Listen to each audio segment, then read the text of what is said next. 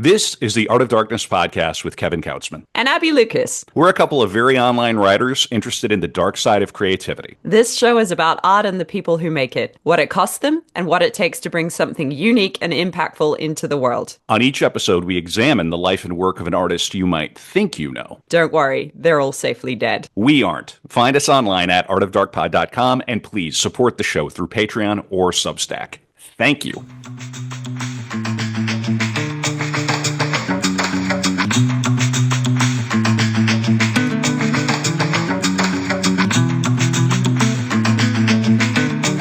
We're back with a core episode of Art of Darkness, the podcast about the dark side of creativity. Somebody should do like an arts and culture podcast with some sort of a perfume theme. I'm sure no such thing exists. Of course, there a show like that does exist, Abby. That's the joke. But that's not who we are.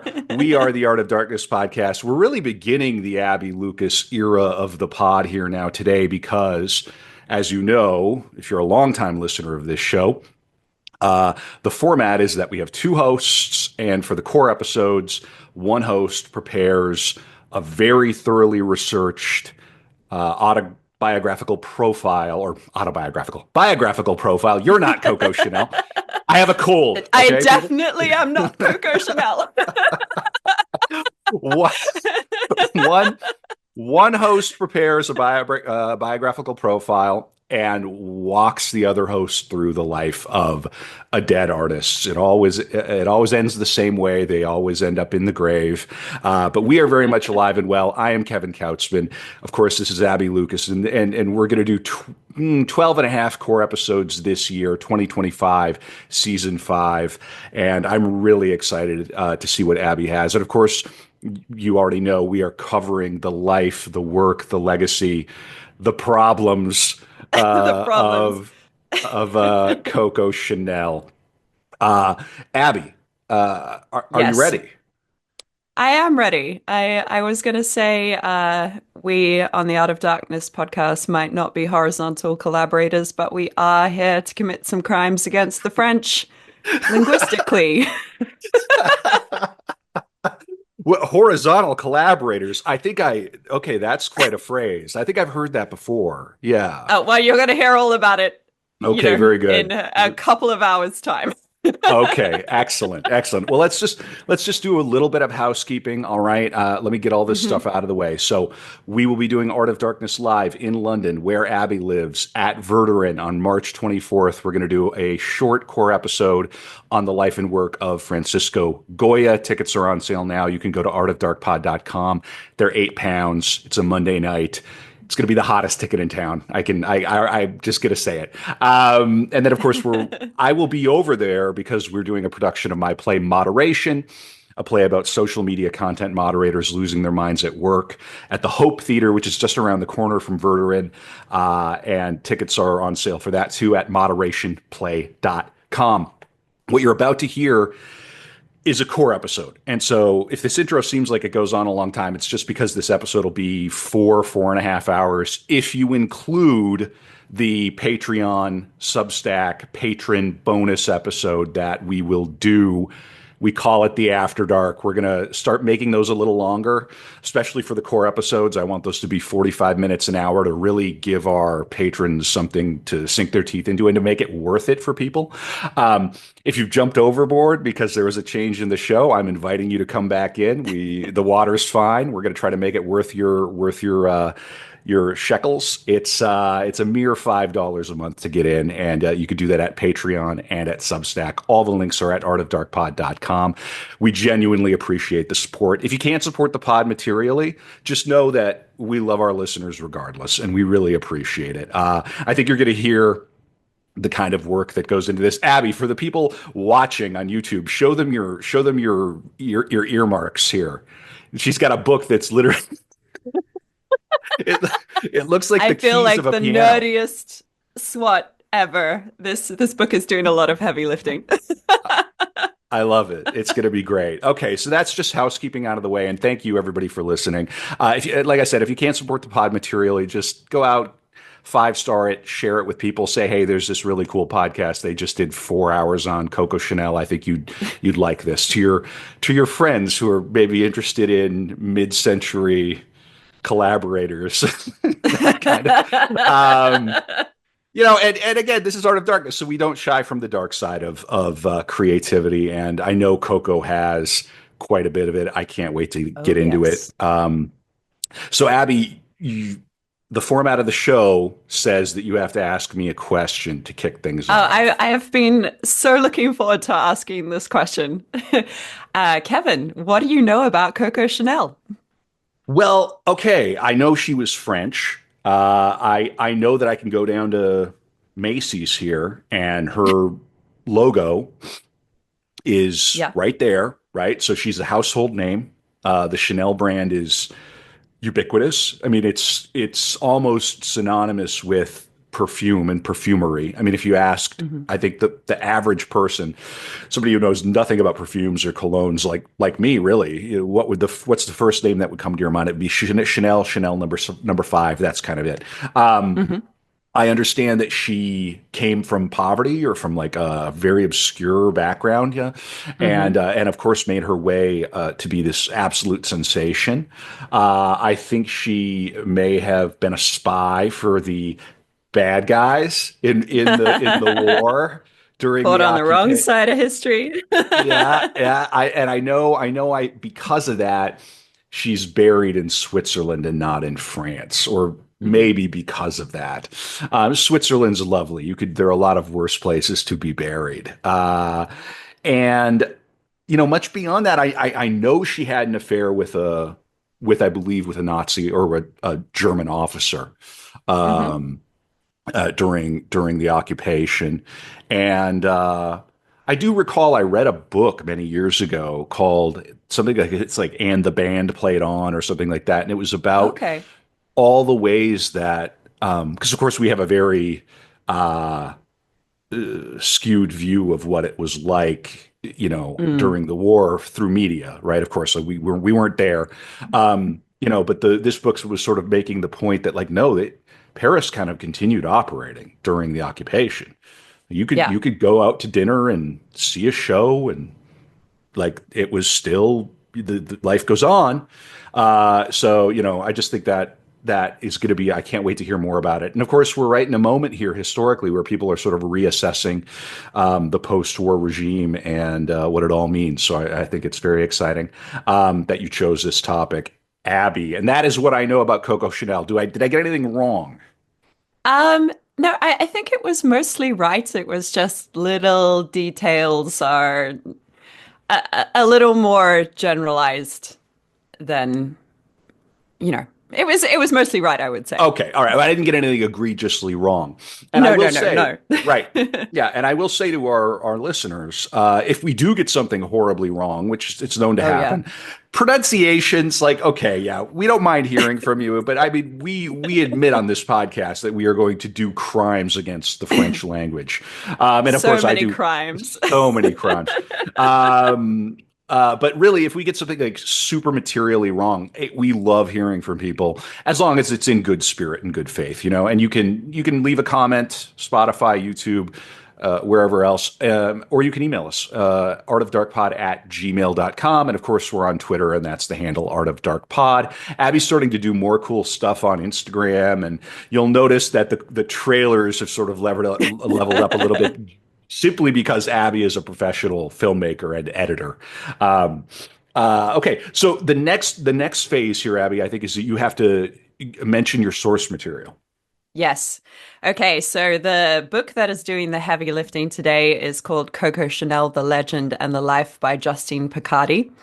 Um, I didn't read Hal Vaughan's Sleeping with the Enemy, but I read a lot of websites that referenced it. And I think when there's a book like that that has sort of more sensationalist things, the sensationalist parts of it often get published in the press and the media anyway. So I feel like I've read that book, but I haven't read the whole thing.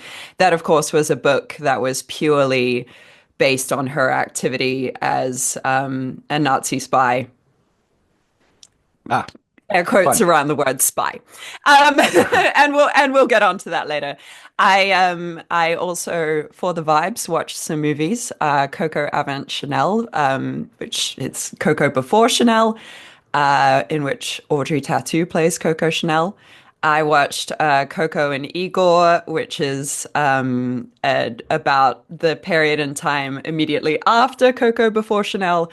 And I listened to a podcast called Lies and Spies, which is a very interesting podcast, hosted by a young man and his French father who was a spy, and and so he had a little more insight into her activity around World War II. Fascinating. That's Yes, very interesting. yeah. Yeah, and I'll say too, Abby, no pressure reading every book that you use from A to Z. That's it would be Oh, but I'm a impossible to little do bit with of a all. completionist. Okay. All right. Well, listen, you do what you're going to do to prepare. I mean, sometimes you get a door stopper and you have to just sort of do what you Yeah. can with it. Worth saying too, this podcast would not exist without the biographers that we rely on. I mean, it's Yes. over the courses, we're getting into like 80 something core episodes. And so we've probably leveraged over 100 biographies. And, we're not historians. We are appreciators of history. We aren't biographers. We do biographical profiles. And, the shtick of the show is that we come in and at least one of us comes in a little naive. And so Hmm. we get to sort of play the role of the audience. We'll get And to learn together. that's it. We all get to learn together. Lifelong learners, horizontal learners. You can be, yeah, binaural beats to collaborate with the Third Reich too. Oh no. Oh no. and and as with anything else, retweets are not endorsements here on Art of Darkness, right? Please, people, try to cut us some slack. All right. Okay, great. So the last bit of housekeeping before we start the profile, or like the Hmm. biography, the profile, is to tease the After Dark. So what are the topics that you're going to save for the patrons who support us materially with their hard-earned lucre? Okay, so for my first bit of terrible French, the After Dark is called Le Querelle de Chanel, which is Chanel's feuds. So we'll be going through her rivalry with Poiret, Schiaparelli, Dior, and the big one, the Wertheimers, who were her business partners. And Okay. that story is juicy. Awesome. I uh, like it. yeah. Good. So Okay. that's what So we'll be covering in the After Dark. there you go. So if you appreciate what we do in this podcast, you're listening to these core episodes, you want more, patreon.com/art of dark pod or on Substack. Support the pod. We really appreciate it. Again, you're going to hear the kind of work that goes into this, and we hope you value it. All through this year, every After Dark, whether it's for a core episode or a dark room where we have a guest, and we're going to have a guest on here soon. You're going to be traveling. You're going to New Zealand here, so you're Tomorrow, going to I am going to New Zealand.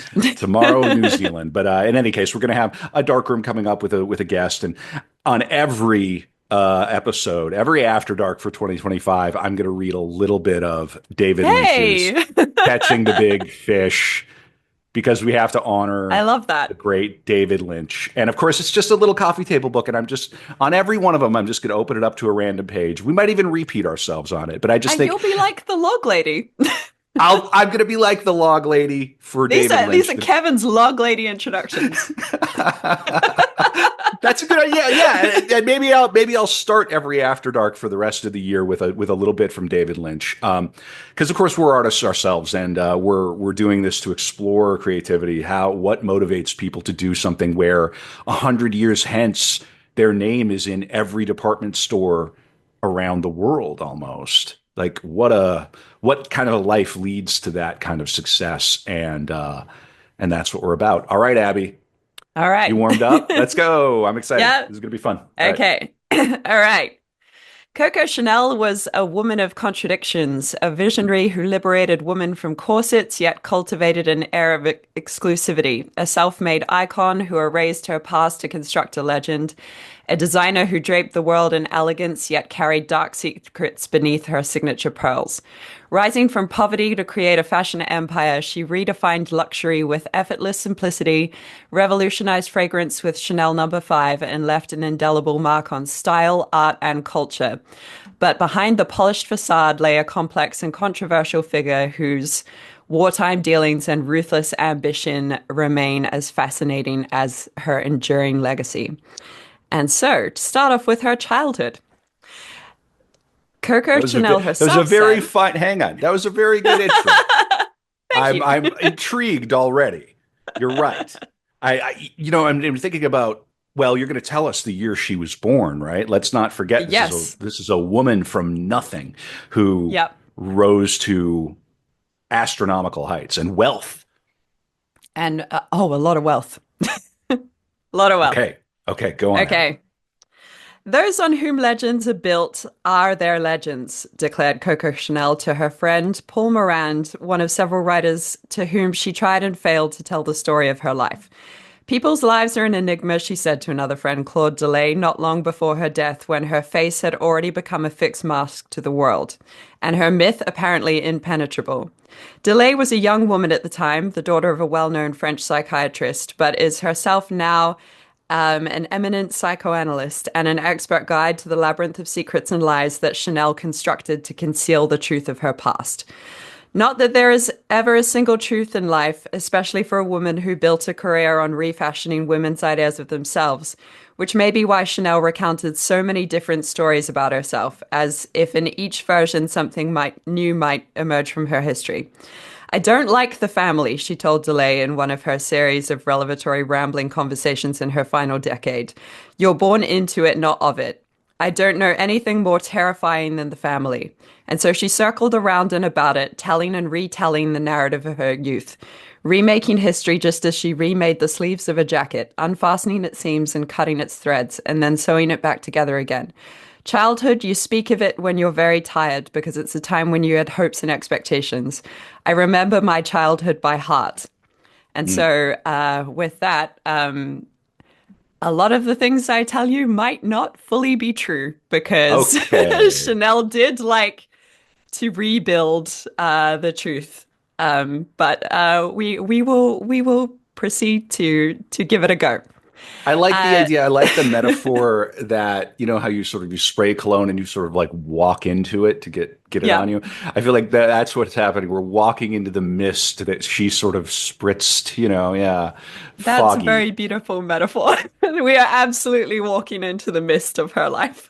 This is a cliche, but this is 100% something that I think Brad and I have learned as we've done this, and you will probably agree, is that the very first work of art, and this isn't an original idea, but the very first work of art an artist makes is themselves.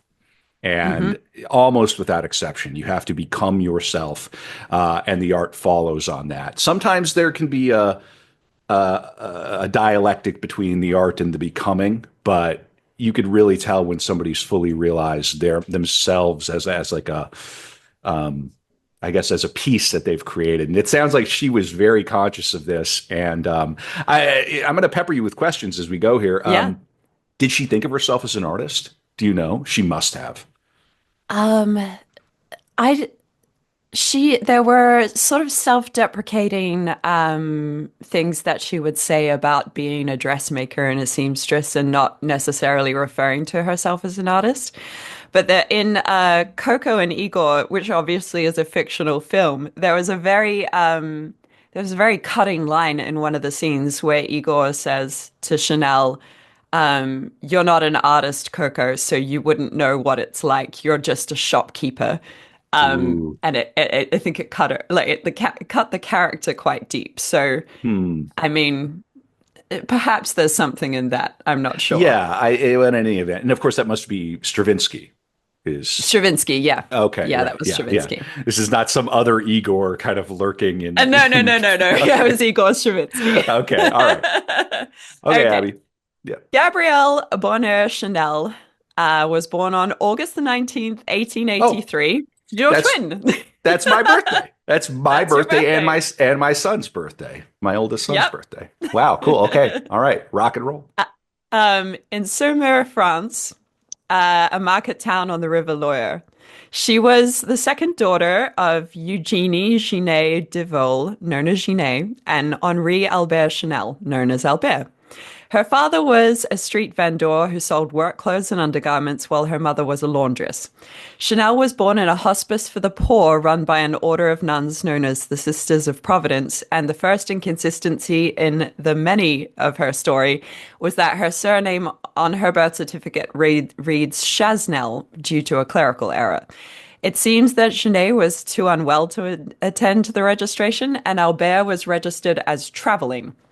Like Gabrielle, her father Albert had also Hmm. been born in a poorhouse, and the surname had been misspelled on his birth certificate as Charnay, which was not corrected until 2 decades later. Um, and this is a story about Albert and Gabrielle's birth. Um, So, Gabrielle's father was not present at her birth, setting a pattern that was to be repeated thereafter. A man who often appeared to be on the run from his family, he had already vanished when Janae became pregnant with their first child and refused to marry her when he was finally tracked down, a month before she gave birth to their daughter Julia. Consequently, both girls were born illegitimate, and it was not until Gabrielle was 15 months old that her parents eventually married in November 1884. Soon afterwards, her mother was pregnant again and on the move through the Auvergne in south central France, in an isolated region where Genet had been born into a peasant family. She would have found little refuge there. Both Genet's parents were dead by the time she had met her elusive husband. And although her brother had done his best to protect her interests when she fell pregnant, her illegitimate babies did nothing to soften the weight of local disapproval. A Hmm. boy, christened Alphonse, was born in 1885. Another daughter, Antoinette, was born in 1887. A son, Lucien, in 1889. And the final baby, Augustin, who died in infancy, was born in 1891. All Um, right. Alphonse. Not a name Alphonse, you hear, okay. not a name you hear much anymore. So I'm putting us in place in time here. You're doing it for us, right? With the help of the biographer. Hmm. 1883, and she would live well into the 20th century, of course. We're not going to give it Yes. away here, but it's just I always like to pause and just reflect on how insane it is. These people are living in a time where horses were still on the Yeah. streets and they would die, supersonic jet travel. It's just a surreal It's mad, period, isn't and it? it really is crazy. And they'll say the same things about us. These people were born using rotary phones and they died with chips in their brains, or or whatever they're going to do to us. But in any event, yeah, no, you're really painting a picture. And of course, you could think about we always, I think it's worth just again pausing and reflecting on like what it meant back then to be born out of wedlock, to be a bastard, and then your parents are married, but your father isn't really on the scene, and Mm. the kind of social shame and stigma that would be heaped upon the woman, particularly, and the children as a consequence of that. Completely different atmosphere from today, and then of course the final son who was born in infancy or died in infancy, just how common that used to be and how much pain Yeah. that must have left on her mother. Yeah. Yeah, for sure. Yeah. Yeah. Um, it was a super difficult life that they had. The family was far from affluent and completely characterized by poverty her entire childhood. And transient as well, because they would move between small rural towns to for her father to try to sell his wares, which I guess he was selling out of a cart that was probably, I mean, if he had a horse to hitch the cart Sure. to, I don't know if he had Sure. to pull it himself. Oof. I'm going to read from the book again. She had also told DeLay that her father gave her a present when he returned home from one of his numerous trips away. A pen holder made of a knuckle bone, with Notre Dame depicted on the side and the Eiffel Tower on the other, and that she dug a hole for this decorated bone in a cemetery and buried the gift as an offering to the dead. If Chanel's own account is to be believed, by the age of 6, she was spending as much time as possible in a graveyard. Every child has Whoa. a special place where he or she likes to hide, play, and dream, she said to Paul Morand, who set down her memories in his evocative book, L'Allure de Chanel. Mine was an Avenue cemetery. I knew no one there, not even the dead, and yet the dead seemed to come alive for her there, although they remained as silent as their graves. I was the queen of the secret garden. I loved its subterranean dwellers. The dead are not dead as long as we think of them, I would tell myself. She became attached to 2 unnamed tombstones, decorating them with wildflowers, poppies and daisies and cornflowers, bringing her rag dolls to the cemetery, her favorite dolls, because she had made them for herself. I wanted to be sure that I was loved, she told Morand, but I lived with people who showed no pity. I liked talking to myself, and I don't listen to what I'm told. This is probably due to the fact that the first people to whom I opened my heart were the dead. Oh, damn. You found it. You found the heart of the matter here. Holy Oh yeah. moly. So this is all the stuff of like myth and this is almost like a fairy tale. Yeah. Yeah. Wow. I mean it she's obviously growing up in rural France, but it sounds Dickensian. I think Dickens spans the globe. I think somebody's having a Dickensian childhood right now, Abby. Right now. Yeah. But with smartphones, you could still have a Dickensian childhood. Yeah, yeah. Wow, that was great. Wow, that's crazy. I wonder, do we have any idea why she gravitated toward the graveyard? Probably just privacy or Yeah, who? maybe Yeah. just a place to escape her sort of one bedroom family. Hmm. Uh, yeah, she didn't speak much about her mother. This is one thing that she did say. So her mother figures only as a shadowy invalid in Gabrielle's memories, although there are a few splashes of crimson that stain the blank pages within Chanel's shifting narratives. Her stories of the blood that a sick woman coughed into white handkerchiefs and an interior which bears some resemblance to the sinister red room where Jane Eyre was incarcerated as a child. Chanel in later life was a fan of the Brontes, returning repeatedly to Jane Eyre and Wuthering Heights, stories of near incestuous passion, of locked doors and unhinged minds. But her description of the Red Room is also reminiscent of another 19th century novel, The Yellow Wallpaper by Charlotte Perkins Gilman, in which a woman goes mad after the birth of her child and peels the paper from the walls of her room that imprisons her. In Chanel's story, as told to Paul Morand, the wallpaper was red.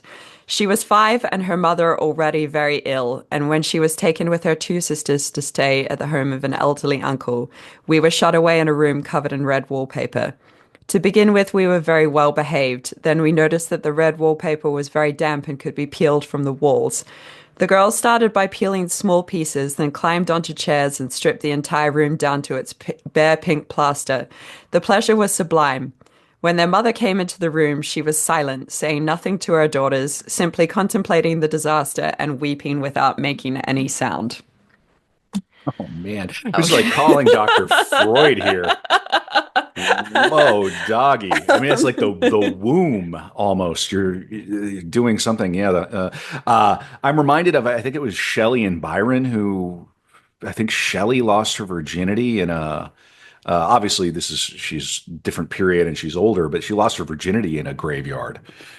Oh, really? Like on her mother's grave. Yeah. I think Oh, that's gosh. like, yeah. So I when yeah. I when I moved over here, it was odd to me that people in the UK tend to hang out in graveyards as like a place to just read a book or like have a picnic or something, which in New Zealand would be considered to be extremely morbid. But It would, yeah, it would be that way too in the Dakotas or in Minnesota. You really, it's graveyards are kind of an in and out operation. You sort of yeah, go in, pay your we go, we respects, and then visit, mhm, we mhm. leave. Right, right. Well, wonder what that says about the English. If Hmm. anybody But has any ideas, yeah. I mean, they're very pretty, and they're obviously like Hmm. places of history and stuff. So I don't Yeah, know. Maybe there's a yeah. different. Well, and I mean, that place is just so compact. There's a graveyard around every corner, and every churchyard, Mm, has a little one. I sort of remember that from being over there. You can be wandering, you can be on your way to the pub or back from the pub, and you can just be wandering down a street, and before you know it, you're in a graveyard. you're in a So graveyard. it's a different vibe. Yeah, yeah. All Okay, right. so a major turning point would come in 1895 when Gabrielle's mother died. Uh, Oh, According to Chanel, Janae died of tuberculosis, and the family lived in a large enough house that the children were kept isolated from her. Her father was present in the house, kissing her sister Julia on the head as they were eating lunch. He hated the smell of hair and would always ask how long it had been since the girls had washed theirs. Gabrielle would answer that her hair was clean and that she washed it 3 days ago with yellow soap. For some reason, Gabrielle's other siblings never featured in her fairy tales. It would just be her and her sister. hey, his father hated the smell of hair. Yeah. Yeah, that's gonna be a problem for a mammal. Yeah. Like, yeah, everyone has it. It's everywhere. It's everywhere. Yeah, yeah. I can Um, imagine in that period the hair maybe was more yeah, odorific. Yeah. yes. Yeah. Yeah. Yeah, not such frequent washings. Indeed. How? So So wait, hang on. So, I beg your pardon, Abby. So how old was Chanel when her mother passed? well, I will get to that. Okay, So great. this was the story that she told. The reality of her mother's death, however, was a little bit different. Tuberculosis could have been a factor, but pregnancy, poverty, and pneumonia were probably just as likely to blame. The children were not in a large house, as she said, but in fact, they were crowded with Janae in one room in a market town of, oh gosh, Braville-Gilead. Gayad, Bravilla Gayad, a place that they stayed when their father abandoned them to travel. And like on the births of many of his children, Albert was, of course, absent when Janae was found dead in her bed in that freezing room on a bitterly cold February morning.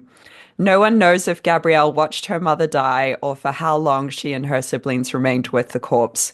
She would tell people that she was 6 years old when it happened, but in reality, she was 11. Okay, so she's fabricated some of this. Hmm. Yes. Yeah. She often fabricated her age. I think she scratched it out of a few passports at some point. And um, I mean, uh, not an uncommon thing for women to do when they got older, at Sure. least in the time when you could do things like that and you didn't have digital records to contradict you. Fair enough. Fair Um, enough. Okay, understandable. She was also a bit of a revisionist when it came to her relationship with her father. So she imagined herself as her father's favorite. I didn't so much love as want to be loved, she told DeLay. So I loved my father because he preferred me to my sister. I couldn't have borne for him to feel the same about us both. But she also claimed to have had a rival, a servant who she believed was poisoning her. I knew she slept with my father. That is, I didn't know. I didn't understand anything about that sort of thing. But I guessed, and I used to frighten her by saying I'd tell my mother. Once upon a time in this dark fairy tale, her parents went away together, and Gabrielle and her sister set out in search of them to escape from the evil servant. When they finally reached their parents, Gabrielle fell asleep on her father's shoulder, and the next day he bought her a blue dress. In another of her confessions to delay, narratives in which the truth may or may not be unraveled from the fictions, Chanel said that as a child she was frightened of ghosts and what lay beneath the bed in the darkness. Gabrielle's graveyard offerings were not enough to protect her, and in the night the dead seemed more sinister than they did in the daylight games at the cemetery. But in the story as she told it, one of a series that could have been designed more for herself than for her listener, her father came to her. He was there to soothe her fears. Don't be frightened, he said to her, as every good father should. No one is going to hurt you. Even so, she was still terrified of a man under her bed throwing wheat at her. But wheat is very good, her father said, taking her into his arms. And ever since, she explained to Delay, she has kept a bunch of wheat close to her in her bedroom at the Ritz and in each room of her apartment in the Rue Cambon. Beat? Wheat. As like a Um, totem, as like a okay, as a interesting. yep. Yet all the wheat would not stop her father from abandoning her for the final time. Unwilling or Oof. unable to care for his children, Albert sent his sons to work on farms and placed Gabrielle and her sisters into the care of the convent of Urbizine in an orphanage in central France. Oh, and so she was Um, dead mother, father can't hack it, family gets imploded or yeah. exploded. I mean, father who never really wanted to be there, let's face it. Right. Let's be right. Yeah, Send, he would have gone out for cigarettes if he could have afforded cigarettes. yeah. Yeah. Yikes.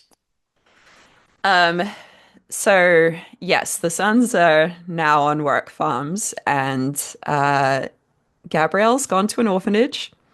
Not that she ever described it as abandonment, nor did she use the word orphanage. Instead, she told a number of embroidered stories about being left with her aunts, while her sister, she was vague about which one, was sent to a convent.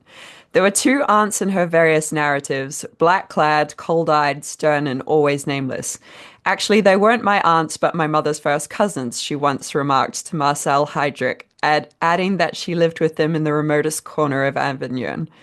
My aunts were good people, but absolutely without tenderness. I was not loved in their house. I got no affection. Children suffer from such things.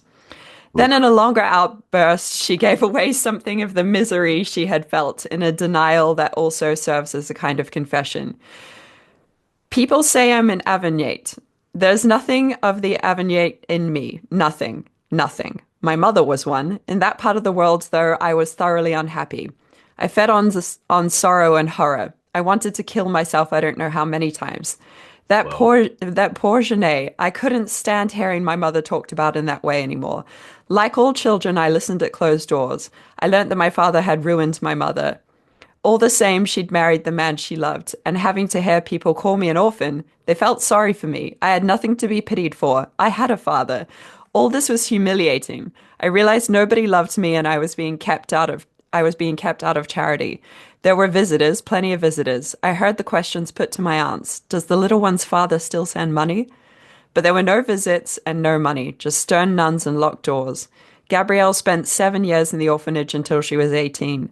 Her father never returned to see her or his siblings, although she created a version for Marcel Heydrich in which he did visit. But even in that fantasy, he did not rescue her.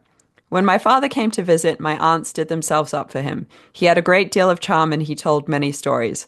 Don't listen to my aunts, I said to him. I am so unhappy. Take me away. Whoa. Whew. Yeah, yeah. Dickensian is a word. We've had some rough childhoods on the pod, but Yep. this is up there with maybe Conrad. Conrad had a really rough one. Hmm. But a dead parent is right on the bingo card. When a parent dies young, people tend to overcompensate. Yeah, I would say parents, if you want to keep your child off the Art of Darkness podcast, just love them well. Just stick around and love them well. But that's, I don't want to say, you need to be tortured to be an artist. I don't want to say that, but No. it's something you do sort of notice with these people who have this outsized influence. Obviously, they are at war with reality, and Hmm. very few things will start kick that off at a young age more than a parent dropping dead, and then like neglect being heaped on top of that, and this feeling of being unloved. Well, I am going to be Mm. so successful that I won't even need your love. You'll want Yeah. my love, Everyone will love me. Yeah. everyone will love me. Yeah, it's this quality of revenge and this sort of chip on your shoulder. So Mm. very good. You're painting a very strong picture, Abby. Yeah, Well, and so her I time think it's Avignon. Avignon, Avignon. yes. Yeah, Yeah, you yeah. nailed it. Nailed it. Nailed it. Okay. Yeah. The orphanage at Urbizine, yes. Hmm. Um was built in the 12th century, and it had a stark and imposing appearance, its architecture reflecting the austerity and discipline of the monastic order that had once inhabited it. By the late 19th century, the abbey had been repurposed as an orphanage and boarding school and was run by the Sisters of the Sacred Heart of Mary, a Catholic order dedicated to caring for impoverished and orphaned children. The abbey stood atop a hill looking over the small village of Oberzine, surrounded by rugged countryside and dense forests. Its stone walls, weathered by centuries, gave it a cold and somber appearance, particularly in the grey, misty winters of the region. The main building was rectangular and functional, with little ornamentation, adhering to the Cistercian ethos of simplicity and humility. The only significant decoration was the Romanesque church attached to the abbey, with its rounded arches and small high windows that allowed light to filter into the interior. Within the abbey, the floor mosaics were particularly striking, with intricate patterns, though simple in color, were rich in geometric precision, reflecting the values of harmony and order.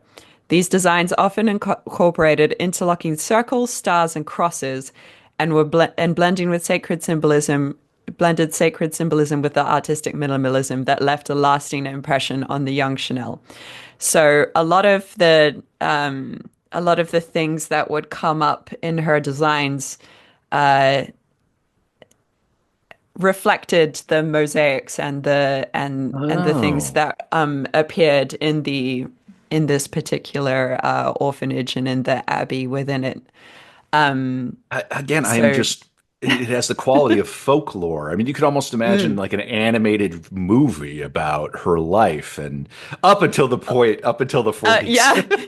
Well, apparently her apartment above the store in Rue Cambon, where the Chanel store was first, well, it's still there, but her first store, the apartment above it, is almost it's like a museum to all the different parts of her life. There's lots of symbolism, lots of lions, lots of wheat, lots of these Coromandel screens that were a favorite of a lover that we'll come to talk about later on, and it's sort of a kind of like a visual like story of her life in a way. And that's in the first store? Uh, That's in her apartment above the store. So the apartment she didn't sleep in the apartment, but it was kind of her office, I guess. it was like a studio. Yeah. Huh. It was like a Cool. studio, yeah. Sure. Fun. Um, So the Cistercians were known for their emphasis on simplicity, self-sufficiency, and order, values that likely influenced Chanel's later focus on discipline and elegance in her work. For Gabrielle Chanel, the orphanage at Aubezine was both a place of hardship and a source of formative inspiration. The discipline of the nuns, the beauty of the abbey's simple architecture, and the repetitive patterns of the daily routine left an indelible mark on her aesthetic sensibilities and worldview. And of course, at Aubezine, the orphan Gabrielle was introduced to sewing, a skill taught to all of the girls as part of their practical education. She did allow some stories to slip out about the orphanage. To Claude Delay, she spoke of being taught to sew by the aunts, hemming and seaming her trousseau, and of how she wore a white shift in which to bathe herself, because it was a sin to look at one's body. She said that she sewed cross stitches into her nightgowns to make them look Russian. Sometimes she used to rub her nose to make it bleed at night. The blood dripped on her white nightdress, and when she cried out for someone to come to her bedside, a nun would emerge. Slashes of red appeared everywhere in her narratives. Two cherries that she stole to eat before her first communion, before she panicked and sought absolution from the priest for her wickedness, the bloodstains on her nightdress when she reached puberty, not understanding what had happened to her but believing she'd hurt herself, and her reddened skin when the aunts beat her. I remember that they used to take my knickers down to spank me. First there was the humiliation, then it was very unpleasant. Your bottom was as red as blood. She talked in vivid detail about the dresses and linens she remembered from childhood, elaborate stories that may have contained a kernel of truth, though perhaps they came from the serialized romances that she read as an adolescent. I found them in the attic of my aunt's, she would say. Her aunts had had huge cupboards filled with shelves of freshly laundered white linen that smelled of verbena and rosewood. When they went to mass, the aunts wore jade crosses and veils over their faces, with their throats edged in white material in contrast to their black dresses. When Gabrielle saw a school of black-clad orphans go past, she said she hid away to weep for them. She felt sorry for them in their black aprons. But Gabrielle insisted that she was not an orphan, nor was she to be pitied like them. Her father sent her a white dress from America for her first communion. It was all ruffles and lace, she told Delay, with layers of billowing organdy petticoats and a long veil, two rosaries, a string of pearls, and a pair of silk stockings to wear underneath. Gabrielle loved the dress as a child, but later in life she declared it must have been chosen for her by her father's girlfriend, a tart with dubious taste. She gave a slightly different version of the story to poor Morand. Shortly before he left for America, my father bought me a first communion dress in white chiffon with a crown of roses. So as to punish me for being proud, my aunt said to me, "You're not going to wear your crown of roses, you'll wear a hat."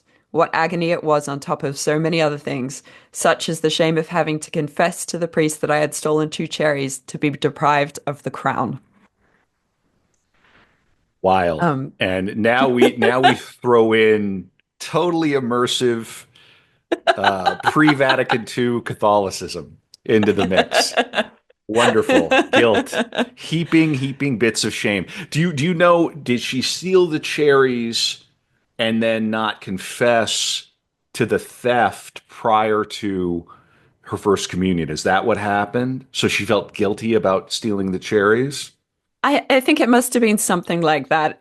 All of these stories were sort of told in her like last decade of her life, so they're Sure. Kind of, kind of mosaics that you have to piece yeah, together because she didn't fully she would slip sometimes and let out things that were not part of her sure. crafted story, but Proustian. the So she's full sort of, yeah pre yeah, the the full linear Madeleines. detail was never quite Right, there. right. That's all right. Yeah, I just the vision of stealing cherries before your first communion and then feeling terribly guilty because of course you're not supposed to take communion if you're in a state of mortal sin. So Yeah. either she ate maybe she ate the cherries before mass, that would be, or like during mass, that would be totally inappropriate, but it sounds like she just felt guilty for stealing them. Okay. All right. So, Yeah. and then also that gives us a sense of like, we're talking about two cherries here, okay? But they Yeah. must have been a delicacy, right? I Oh, mean, yeah. yeah, yeah. Like God knows what food she had to eat while she was there, but cherries would have Gruel. been like candy. Yeah, yeah. I think we're gruel maxing Gruel at the Max. convent. Slop. The children are eating slop. Yeah, yeah, yeah, yeah. Public school, food from the 80s would be luxurious.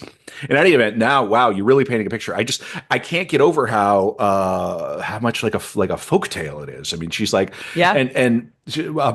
ultimately a product of France, right? Like was made almost by, again, like the ambient atmosphere. Dad's gone, mom's dead. Now she's being raised by like a blob, you A blob know? Yeah, I of mean, aunt nuns that yeah, Aunt Nuns. I mean, and hey, thank God somebody's got to do it. Like, thank goodness yeah. for them. Like, she would not have had a life if it weren't for them. But I mean, at the same time, you want your mom, you want your dad, you want your grandparents, Mm, and she's just on the wind and clearly intelligent enough to feel the pain yeah. acutely. Yeah. So teenage Gabrielle was big on romance novels, which no doubt had an impact on the many famous romances she would have during her life. Not much is known about the interactions she may have had with the opposite sex during her time at Urbazine, but she spun a story of romance telling Delay of the time she was given a present of a rose-scented soap by one of her boy cousins. The fragrance was intoxicating for both of them. My cousin kissed me passionately. I let Oh him. no. The frenzy of the provinces. I didn't see him again for 3 months. That's the sort of thing that makes a woman of one. Did Gabrielle truly become a woman at Aubergine? She lived in the convent until she was 18, as did her sisters. One of them, Julia, fell pregnant there under mysterious circumstances, and a nominal father was found to give the baby boy a name. On his birth certificate, he was registered as Andre Palas, but when Julia died in 1910, the boy was left an orphan. Chanel seldom referred to her elder sister on the occasions that she did. Her remarks were contradictory. She only loved the convent, she told DeLay, yet also claimed that Julia had loved her husband, that she killed her, and that she killed herself by slitting her wrists when she discovered he had a mistress. Whatever the true circumstances of Andre's birth and his mother's death, Chanel took on the 6-year-old nephew and brought him up as her own. Indeed, her lover boy Capel became his godfather, yet she chose not to keep him in Paris with her and sent him to be educated at an English boarding school.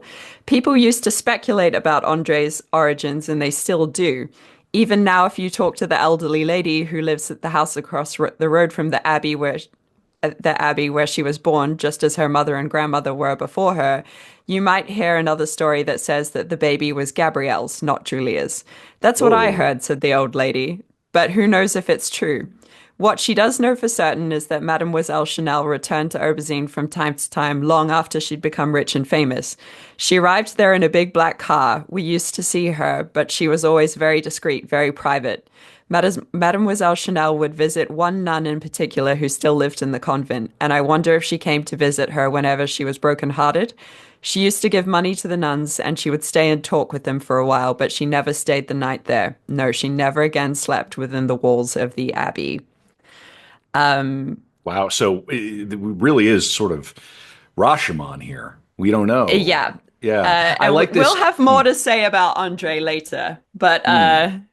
what are you where are you at with the young Gabrielle? Again, I'm going to repeat. I mean, it's like a folk tale, and it's hearsay and rumor, and she has a vested interest in crafting a story. It sounds like maybe Mhm. she had a child, but maybe not. I like this phrase, fell pregnant, like you slipped on the Well, ice. yeah. Oh no, it just Oh, whoa. happened. Ah. Like no, not how it works. But regardless, so now what? At a very young age, she's essentially either like had a child or adopted a little baby, and then her So, sister, yeah. I mean, Mhm. at this young age, she's either had the child or her sister has had the child. She wouldn't adopt the child until a little bit later. Okay, But yeah, someone has had a child, okay, whether understood. it's Gabrielle or Julia. Sounds No like one will more ever know. right. Well, I mean, it's somebody new, but Somebody it knew. sounds like it might have. And then did her sister end her life? Is that what I heard? Her Yeah, sister. her Oh sister no. committed suicide. Yeah. Did you say how? How was it? Or do we know how? I think she slit her wrists. Oh, slit her wrist. That's what you said. Oh my Yeah. God. I mean, this is just you really picked you made a good call. Like this is good too because this is a nice antidote to the way I kicked off the season with like Marshall McLuhan, who had very little darkness relative to Coco Chanel. Let's say this. Like McLuhan grew up in Yeah. a see like a Oh, happy yeah, he didn't household. really have any. He didn't have much, did he?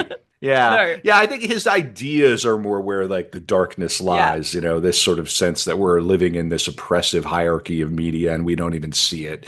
And we're trapped. I mean, that's a dark idea. But in any event, yeah, good job, Abby. You made a very, very good choice here. I think you gave yourself a very low-hanging fruit, as it were.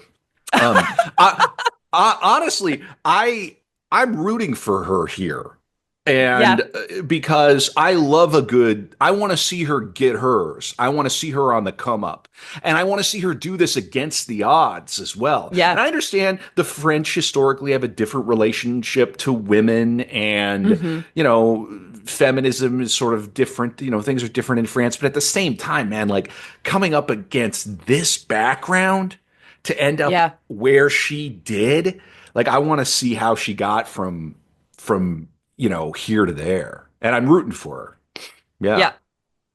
Okay. Um, Well, I'm going to take a moment right now to talk about the political and social landscape of France at the time, because while it's not an excuse for anything that comes later, it may sort of give us some context for some of Chanel's behavior a little bit later on. Okay, We so the love context on the Art of Darkness podcast. We're very, very pro context so as a here's some rule. context. The France of the 1880s and the 1890s was a nation marked by deep political upheaval, wounded pride, and rising tensions. In the shadow of the Franco-Prussian War, the newly established Third Republic grappled with the humiliation and territorial loss and the bitter memories of the Paris Commune. A sense of insecurity loomed, and the wounds of national defeat left a fertile ground for nationalism to take root. The growing influence of anti-Semitic ideologies in France was fueled by figures like Edouard Drumont, whose inflammatory work La France Juive blamed Jews for the country's economic and moral struggles. At the same time, the Catholic Church, struggling against the secular policies of the Republic, framed Jews as a threat to Christian values. These narratives infiltrated society at every level, creating an atmosphere of suspicion and exclusion. One of the most defining Right, right. events That's very help. That no, that's very helpful because I think Americans being brought up in public schools might think that it was like isolated to Germany or to something like Germany, that. yeah. Yeah, no, hate to break it to you. This was a pan-European phenomenon. Yeah, go on. Okay. One of the most defining events of this era was the Dreyfus Affair. In 1894, Alfred Dreyfus, a Jewish officer in the French army, was falsely accused of espionage. His trial and wrongful conviction divided the nation into bitter factions. The anti-Dreyfusides, steeped in prejudice, saw the case as proof of Jewish disloyalty, while the Dreyfusides fought for justice and equality. Newspapers were filled with vitriol, and public discourse seethed with the conspiracy theories about Jewish influence. Anti-Semitism was not just an undercurrent in French society, it was a wave that crested during Chanel's formative years.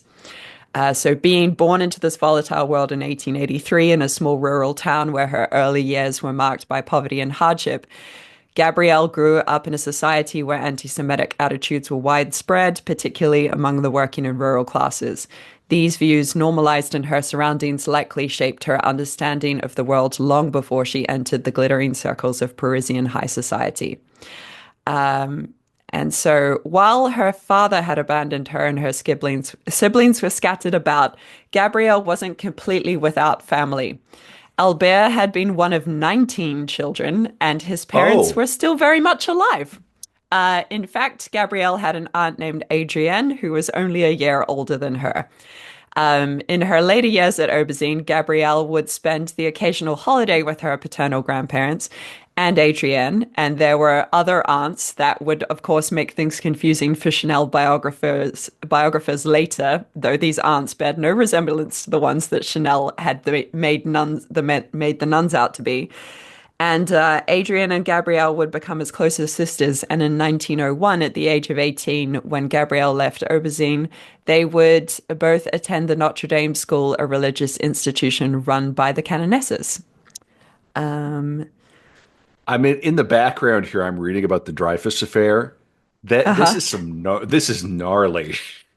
We should talk. Maybe we'll save a little bit. We'll talk about a little bit more about this on the After Dark because this is fascinating. They ended up exiling him to Devil's Island in French Guiana, and the anyway. Okay, interesting. Very. I appreciate you giving this context and background, so we don't just like run into World War II and then suddenly she's sleeping with a Nazi. Yeah. Like, yeah, it would be nice to have a little bit of yeah, yeah. Yeah. Nobody comes from nothing, you know. No. And again, I've already made the point and picked up on the fact that like she's almost like being raised by France, or like Yes.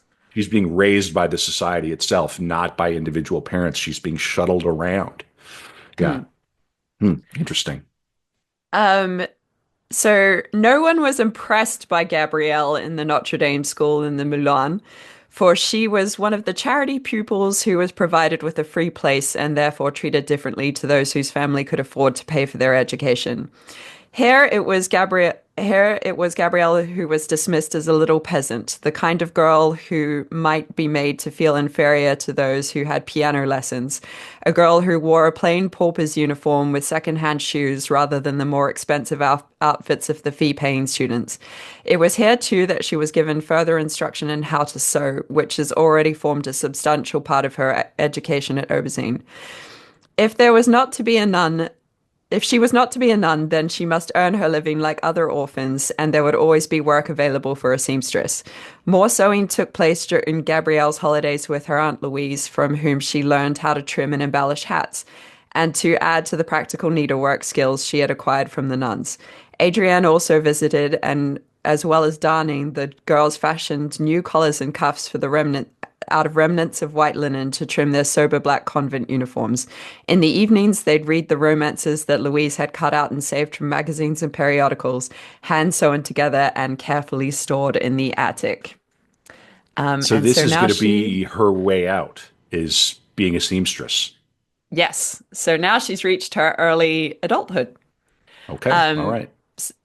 So after they left Notre Dame and the Mother Superior found work for Gabrielle and Adrienne as seamstresses in a draper's store in Milan, they lived above the shop in an attic and worked for a tailor on the weekends fixing breeches for the cavalry officers.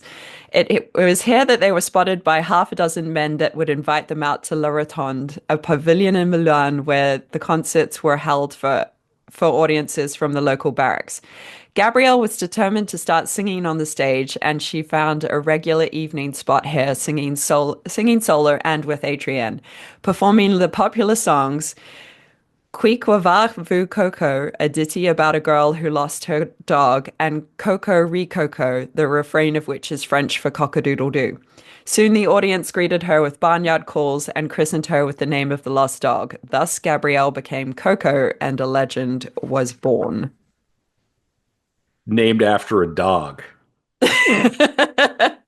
And Named after a dog. she must have shown up in the city. So where is she now? She's in Milan. I think So I it's in the wonder, south of France somewhere. sure, but I wonder if she had like an accent.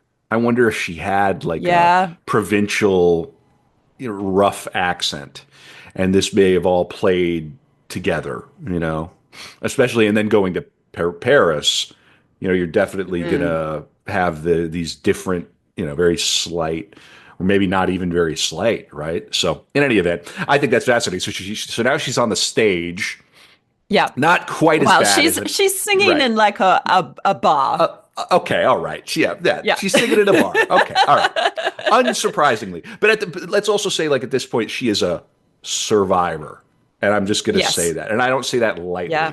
lightly. So she's survived a lot: the suicide of her sister, her mother's death, her father's abandonment, and she still has the joie de vivre to get up on stage and sing about roosters and puppies and And pick up a puppies. nickname. Yeah. Picks up a Hey, nickname. listen, And listen. Have you really lived? I'm sorry, Abby. This is the show. Have you really?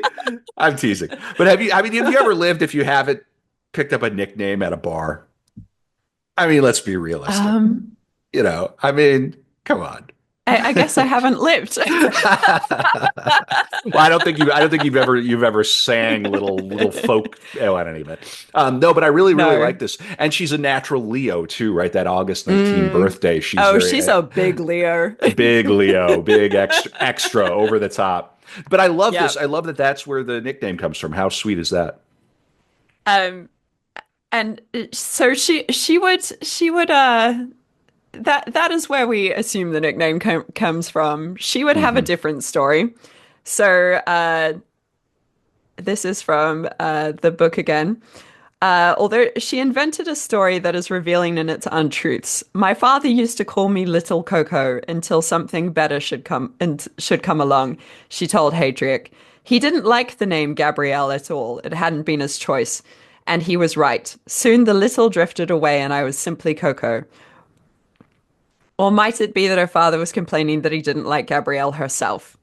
That he had not chosen to have children, for soon he left them discontented with marriage and fatherhood, always on the lookout for something better. At times, Gabrielle declared Coco to be an awful name, and yet she was proud of its recognition throughout the world, evidence of her indisputable presence, despite the lack of acknowledgement or recognition by her father. So again, we don't know. Did the We nickname don't come know. from this bar? Okay, great. That's great. Okay. I mean, Well, probably it came from the bar, I I don't would say. know. Okay. Yeah. Okay. All right. Okay. Considering the way she liked to embellish stories about her dad. I see. Understood. So Gabrielle's stint as a singer was not particularly successful, but it introduced her to a world beyond the austere confines of her upbringing. It was also in Mulan that she encountered Etienne Balsan, who would become her lover and benefactor. Um,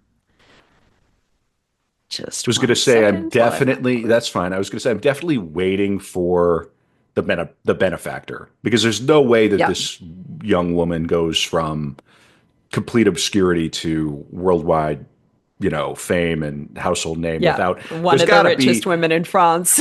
Sure. Yeah, there's going to have to be some men along the way. That's just how it works. I don't care Yeah. if you're a man, a woman, or whatever. Unless you come from something, somebody's going to help you. And we have officially entered the period of the men along the way. Oh, okay. So let's call this. So that was Act One. So let's call Act One Coco Chanel's Secret Garden, and I think that might be Yeah. the name of the episode. And then Uh-huh. let's call Act Two The Men Along the Way. The men along the way. Very good. That Well, tracks. I mean, it kind of goes into Act Three as well, but Okay. there were Awesome. many men along the way. Okay. So Very good. yes, she's just she's now singing in a bar. She's met Etienne Bassan. Chanel never talked to her friends about this episode of her life, even in the most guarded of terms, other than to deny it to Paul Morand, dismissing it as foolish legend, along with the other stories in circulation, that I have come up from goodness knows where, from the music halls or the opera or the brothel. I'm sorry, that would have been more amusing. She did, however, mention the name of the cavalry officer who would become her lover, Etienne Belsan, and referred to his horses as providing the means of her escape. To Morand, she declared, "Horses have influenced the course of my life," and told a story of being sent by the aunts to the Auvergnat spa of town of Vichy to spend the summer with her grandfather, who was taking the waters there. I was so glad to have escaped from the gloomy house, from the needlework, from my trousseau, embroidering initials on the towels for my future household, and sewing crosses and Russian stitching on my nightdresses for a hypothetical wedding night made me feel ill. In a fury, I spat on my trousseau. In this version, she knocked 5 years off her age and had herself sewing and loathing her own trousers rather than those of wealthier women in the shop where she labored in Mulan. But her desire to be freed from the aunts and their legacy was manifest. I was 16, I was becoming pretty, I had a face that was as plump as a fist, hidden in a vast swathe of black hair that reached the ground. And Vichy, with its casinos and cafes and Belle Epoque Opera House, its boulevards and gardens, landscaped for Napoleon III, was to be the background that she chose for her adventure. Vichy was a fairyland, a ghastly fairyland in reality, but wonderful to fresh eyes. Vichy was my first journey. Vichy would teach me about life. Right. So Okay. Gabrielle's relationship with Etienne Balsan marked a pivotal chapter in her life, intertwining her personal transformation with the birth of her professional ambitions. Etienne was a wealthy ex-cavalry officer and heir to a textile fortune. He introduced Chanel to the opulent world of French high society, a stark contrast to her humble beginnings in the austere environment of the orphanage at Aubezine. Etienne Balsan's father died when he was 18 and his mother a few years later, which left him and his brothers heirs to a solid textiles fortune. While his brothers took on the task of keeping the family business going, Etienne was more interested in horses than anything else. He enlisted in the army and was posted to Algiers with a light cavalry regiment. He'd been caught sleeping on sentry duty one afternoon and was banished to the guardhouse. During the time of this punishment, some of the guard horses were afflicted with a mysterious skin ailment, and Balsan proposed that he could cure them. If he could cure them, he would be released. He fixed them with a remedy he had learned during his time in boarding school in England and was transferred to Mulan. In 1904, when Balsan was 24 and Gabrielle was 21, he had completed his military service and was now free to pursue equestrian-based activities. He purchased an estate in Picardy, 45 miles northeast of Paris, a former monastery and royal hunting lodge named Royalieu. It became a hub for the French aristocracy, frequented by wealthy men and women who indulged in extravagant parties, horse races, and hunts. Yeah, I have this Etienne Balsan pulled up, and it's saying he was a socialite and heir, which you love. Hmm. Would love to have Yeah. been an heir. It's too late now. But the Balsan Company provided the army with uniforms and originated the Hmm. famous cloth known as Blue Horizon. Yeah. So if your Yeah. family is the company that provides the uniforms for the army, you're gonna Yeah. be all Yeah. right. You're pretty You're gonna, set. you're set. Yeah. There's You always can gonna do be your new. horsey activities for the rest of your life. Absolutely. And I like on the Wikipedia it says he's best known in the present day as having kept Coco Chanel as his mistress. The most French sentence of the pod. Is very did he keep her? You know what I mean? Like it always sounds like I don't I know. That's a mean, turn it's a turn of phrase, I yeah. suppose. Yeah, okay. It Yeah. is what it is. Um, It sounds like he did right by her and that they were yeah. friends for yeah, okay, good. All right. She seemed to be very good at staying friends with her exes. Not easy. Not easy. At some point in 1905, Chanel followed him to Royalieu in circumstances that remain quite unclear. They'd met at Milan and that they met at Milan and that they became lovers is certain. But Balsan already had a mistress in residence at Royalieu. Emmeline, oh my God, this last name is gonna kill me. Give it your best. You got it. Okay. D'Alençon, a famous Okay. courtesan turned actress. She was 14 years older than Coco, and although Okay. past the I'm sorry. I'm sorry. Courtesan turned actress, yeah, not the other way. no. Okay. Okay. I Good mean, to know. maybe she was it was a hyphen. Maybe it was Yeah, a these things tend to be porous. yeah. Hmm. Fluid, Um, if you will. Yeah. she was 14 years older than Coco, and although past the first bloom of youth, still widely regarded as one of the leading beauties of the day. Hmm. Decades later, however, when Chanel described Emmeline to Marcel Heydrich, it was as if the two women had been separated by a great age as well as by experience. Etienne Balsan liked old women, she said with some terseness. He adored Emmeline d'Alençon. Beauty and youth didn't concern him. He adored coquettes and lived with that one to the scandal of his family. But it wasn't as simple as that. Emmeline came and went from Royal as she pleased, and at one point took a new lover, Alec Carter, a famous English jockey. Balsam was similarly diverted by other girls, some of whom would come to stay at Royal. No one knows how this curious arrangement was reached and maintained, or where Chanel fitted into the hierarchy.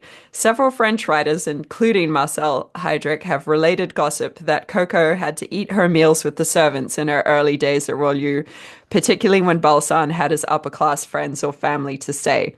But Chanel Hmm. herself gave away very little, even to Claude Delay, beyond portraying Emmeline as having worn heavy gowns and spotted veils, like an ancient Miss Havisham. She described herself in contrast as free and uncumbered, dressing neither as a great lady nor as a scullery maid, a young tomboy spending her days galloping on horseback through the forests. I didn't know any people, I knew the horses, she said, as if to protect herself from the memory of isolation she suffered at the time, not understanding her position in the household. And yet always she sought to define herself by her idiosyncratic choice of clothes. Unlike Emmeline, Coco wore simple riding breeches and equestrian jackets from a local tailor, thus distinguishing herself as somehow unique, if not yet the one and only Coco Chanel, then at least not another coquette in Balsan's stable of women. But whatever she Hmm. chose to wear, she was also kept in her place. And for all the freedoms of Royal, a house where social conventions seemed not to apply, where courtesans and aristocrats drank champagne together, and men were free to enjoy more than one girl at a time, it was also a form of imprisonment. To Moran, Chanel described herself as having been a minor, below the age of consent, too young to be away from home and desperately homesick. I was constantly weeping, she said to Moran, and then gave him a curious blend of truth and falsehoods about the lies that she had previously invented for Balsan. I had told him lies about my miserable childhood. I had to disabuse him. I wept for an entire year. The only happy times were those I spent on horseback in the forest. I learned to ride, for up until then, I hadn't the first idea about riding horses. I was never a horsewoman, but at the time I couldn't even ride side saddle. The fairy tale was over. I was nothing but a lost child. I didn't dare to write to anyone. MB was frightened of the police. His friends told him Coco is too young, send her back home. He would have been delighted to see me go, and I had no home anymore. Thus she cast herself and Balsan as caught in a trap of their own making, but she elaborated on her story to Morand, emphasizing Balsan's fear of the authorities. Chanel remade herself into a helpless girl with no control over her destiny, which may well be how she felt at the time, while also acknowledging the damage done by her lies, even as she told the lies about her lying. He was afraid of the police, and I was afraid of the servants. I had lied to him. I had kept my age a secret, telling him that I was nearly 20 when, in actual fact, I was 16. In actual Oh, fact, she was over 21 when she so arrived she's at Royal, and this she is a continued okay. to live in there well into her 20s. So she, for what reason she decided to tell everyone that she was underage and that I, I'm not quite sure the motivations of why this was the excuse that she made for staying at this place. But yeah, I don't know. I mean, was it scandalous to have been there? Was it an I mean, embarrassment? perhaps if she didn't want to be seen as like a Like a coquette or a trollop. courtesan, yeah, Yeah, yeah. But I love how you're weaving in, or the biographer, and you're by extension weaving in the uh, where her fashion sensibility comes from. I'm yeah, not this, right? I'm not a wife, right? But I'm uh-huh. not a whore either, No, right? And I'm, I'm but a tomboy. I'm a tomboy, right? You can see the logic. No, but you're right. It's good because it is. It's like sort of this, a person is the room they're in. A person is the clothes they're Mm, wearing, right? If your lawyer shows up in a hoodie, you're going to jail. yeah. You know, like we still play by these rules. So let's not pretend, right? That we don't. You're doing a fantastic job, Abby. I'm so interested in all of this. We're well into hour two now. Oh I'm gosh, sure we'll. Yeah, no, you're doing great. Yeah, and I'm this is sure going to be we'll. long. Oh, it's good. That's what I love. Our audience loves length, and I know it's the evening there in ye old London town. But let's go as long as it takes to do the story. Just leave a Okay. good hour for the after dark for patrons because we want to Yeah. reward them for their support. I'm going to stand up and use the restroom here, but I can hear you if you want to keep going. Okay. Good, I will good. keep going. Okay, All right. rock and roll. Okay. So it was around the time that Chanel was involved with Balsan that her nephew Andre Palas was born. Andre being the nephew son that we mentioned earlier on. Andre Palas was officially the son of Chanel's sister Julia Bert, who was married to a man named Henri Palas. Julia Bert, however, died in 1910 when Andre was only a young child, leaving Chanel to step in and assume a maternal role in his life. She reportedly took responsibility for his upbringing and education, which aligned with her protective, almost possessive attitude towards Andre. Chanel's treatment of Andre fueled speculation. She went to great lengths to support him financially and emotionally, even as her career demanded most of her attention. Unlike her relationships with many others in her family, which were often distant or strained, Chanel displayed an unusual level of devotion to Andre. Some biographers interpret this as maternal affection, and later there were theories that Andre was the son of Gabrielle and Balsan, who would later in life be a neighbor to Andre and then Andre's daughters, Gabrielle and Helene, and remain very close with the family. The theory posits that Andre was born out of wedlock during Chanel's early adulthood, which would have been scandalous for a young unmarried woman in the 20th century of France. particularly one with ambitions to climb the social ladder. Chanel's decision to attribute Andre's parentage to her sister may have been a way to avoid the stigma and maintain her reputation. In any case, Chanel spent 6 years at Royal, and despite the comfort and glamour Balsan offered, she yearned for independence. She saw the trappings of high society not as an endpoint, but as a means to an end. During this period, she began experimenting with designing hats, creating simple yet elegant pieces that contrasted sharply with the elaborate, heavily adorned styles popular at the time. Balsan supported her early ventures, allowing her to work on her designs and providing her with connections to influential women who became her first clients.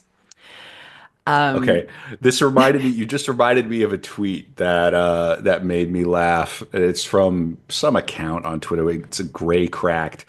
This went viral recently, and the tweet is just this: fashion students be like, I got a hat due tomorrow. There's something funny about that. I I got retweeted a that. hat due I've tomorrow. got a hat due tomorrow. um, Oh, that reminds me too. We've got to plug fascinating stuff. We've got to plug the upcoming book club for patrons. That's one of the Yes. things we do, and we have Tower by Jack BC, friend of the pod. From the Great Book Club from Hell. And of course, all this talk of hats reminded me of his book Tower, because in Tower, there's a talking hat Hmm. and a talking Oh, briefcase. And the talking hat is a bit of a bastard, to be honest. But okay. yeah. And that meeting is going to be so the way the book club works is you sign up for Patreon or Substack, and it's a way to hang out with us if you want. In this case, we're going to have Jack come on, and that's going to be on February 15th. Whether or not you're part of the book club, get a copy of Tower. Tower is a banger. It's got everything. It's like Terry Gilliam's Brazil meets Kafka, meets I don't know, Brave New World, and very heady, very smart, very fun. It's got a bit of a Beckettian flavor to it. I think our audience would like Tower by Jack BC. And all the details for book club are on the website. You just go there. There's a link. It says book club. Easy, easy going. Um, okay, so at this point, she's trying her hand at like making Hat. original. Yeah, She's making hats. She's selling them on to the rich society women that would turn up at Bolsan's place to party she's because they she's got were. she's got her own little Etsy store, but it's like She's got her own little IRL. hats. Yeah, Yeah, she okay. a lot of the sort of like Belle Epoque style hats that they were wearing at the time were like had a lot of feathers and like stuff going on, and she would wear these sort of straw boater hats that she would attach like the simplest ribbon to, or and these women that would come to these parties and meet the young Coco would find her charming with her little boy suits on and and her little hats, and they'd Uh, be like, oh, they dress me up like an orphan for this like sex party that we're having. oh, right. Yeah, yeah. I'm going to assume As they were sex as you parties. do. Yeah, yeah. It sounds like these were sex parties. They were. Yeah, yeah, yeah, for sure. This was a Playboy, right? Yeah, And I was reading on his Wikipedia that he would like lend her his bachelor pad at some point, right? Like he's that kind of a guy. He's got yeah, an extra spot to hang out in, and you know what I mean. And he sounds like a bad boy, a yeah. little bit. Yeah, Playboy. I Um, and which leads us nicely into the defining bad boy of her life. I know you're trying to make a smooth segue. I'm just gonna say there is always that eroticizing, particularly the rich do this to the poor. Yeah. There's this, you sort of want to slum it. You can't, Mm. the rich can slum it. We can't go the other way. It doesn't work that way. It cuts one way. But then They're trying to do a common people by pulp. yeah, that's one of my buddy Charles. That's his karaoke tune. He loves that tune. And I finally understood why he likes. He's Canadian, so he's more aware of class than I am in America. We're so Right. class blind we can't even see our way out of the room. In any event, so okay, who's the bad boy, Abby? So the bad boy's name is Boy Capel, or at least that's what they called him. Okay. So it was through Balsan that one of the defining relationships of Chanel's life would come to be. Arthur Capel was a wealthy English industrialist, polo player, and bon vivant. Born into privilege, he embodied sophistication, charm, and a keen intellect, and his friends called him Boy. It has to be French to be bon vivant. Otherwise, it's sparkling hedonism, right? Right? In France, you get to be a bon vivant. Otherwise, it's the prosecco. Over in America, You it's like you the heard it here, prosecco. guys. Yeah, there you go. Yeah, yeah, yeah. Hey, Sparkling listen, hedonism. sparkling hedonism. Yeah, very fun. So this guy, so he is he himself an industrialist, or is he part of a family? I think it was probably a family. It's always a family, right? It's Okay, always a okay, family. Yeah. gotcha, gotcha. Okay. So it was at Royal that Coco came across Capel, sorry. And there that a curious triangular relationship developed between Boy and Balsan and the girl who was mistress to no one. What was in reality a lengthy and convoluted process became, in Chanel's retelling of it, an instant and dramatic incident that began on a trip away from Royal. Ambi took me to Poe, it's spelled P-A-U. I don't, someplace. She told Paul Pow. Morand, Pow. Let's go with pow. Pow. She told Morand and conjured up for him a vivid scene set against a blue sky and the snow-capped Pyrenees. The babbling mountain streams that flow down to the plains, the fields that are green in every season, the redcoats in the rain, and the best fox hunting land in Europe. In this verdant landscape, the fertile territory of Chanel's half-imaginary past, there was a fairy tale castle with 6 towers and galloping horses and the sound of their hooves on cobblestones. And there too, center stage in this glorious place, was Boy Capel. In Pau I met an Englishman, she said to Morand. We made each other's acquaintance when we were out horse tracking one day. We all lived on horseback. They drank wine together. It was young, intoxicating, and quite unusual. And so was the Englishman. This young man was handsome, very tanned and attractive. More than handsome, he was magnificent. I admired his nonchalance and his green eyes. He rode bold and very powerful horses. I fell in love with him. I had never loved MB. Yet at first she and Capel did not speak. Not a word was exchanged between this Englishman and me. One day I heard he was leaving Pau, and she asked him to tell her the time he was traveling to Paris. No other conversation was necessary. The following day I was at the station. I climbed onto the train. It was 1909, and Chanel was 26 by then, just under 2 years younger than Capel, though she told Claude Delay that Boy called her my dear child when she declared that he was leaving Balsan for him. She held out the letter she had written to Balsan explaining her decision. My dear Etienne, I shall never be able to repay the kindness and comfort you've given me while I've been with you. Boy wouldn't listen to her, wouldn't allow her to leave in this retelling of a story that Chanel has often told, always a variation on a theme. But she followed him and dashed onto the train with her suitcase.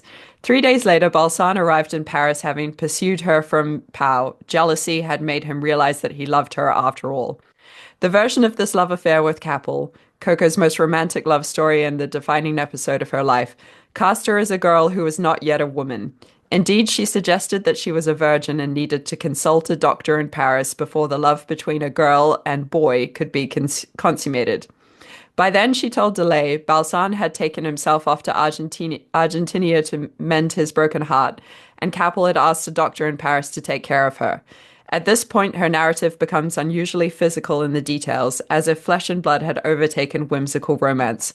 Boy was a man with a string of women as well as polo ponies, and his mistresses would ask him when he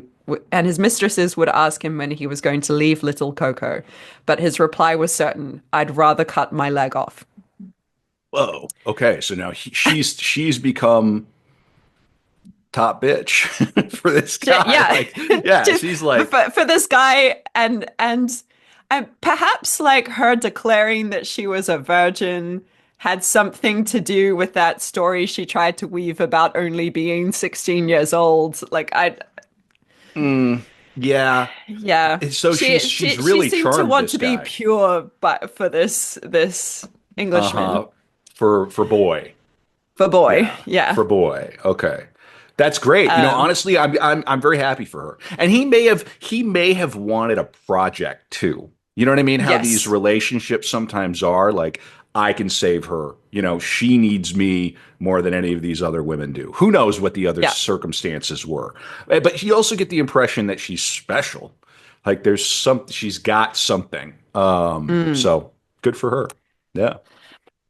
So they lived together in Paris, and boy was Coco's entire world. However, like with Balsan, there were other women. Often Capel would abandon her to go to England for business or engage in infidelity.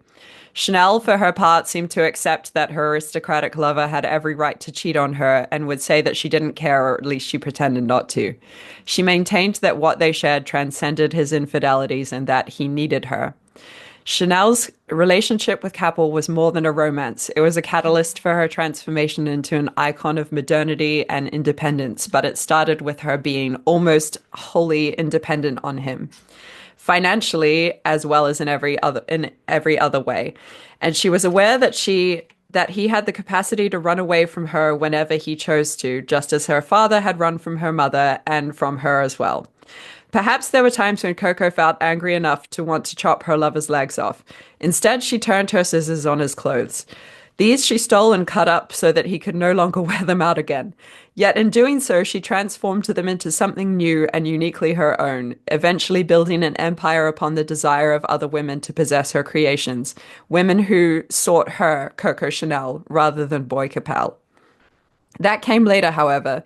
First, she had to come up with a plan to sell hats, although the question remained as to who precisely was to back her business and where she was to live, and whether Balsan had been abandoned altogether.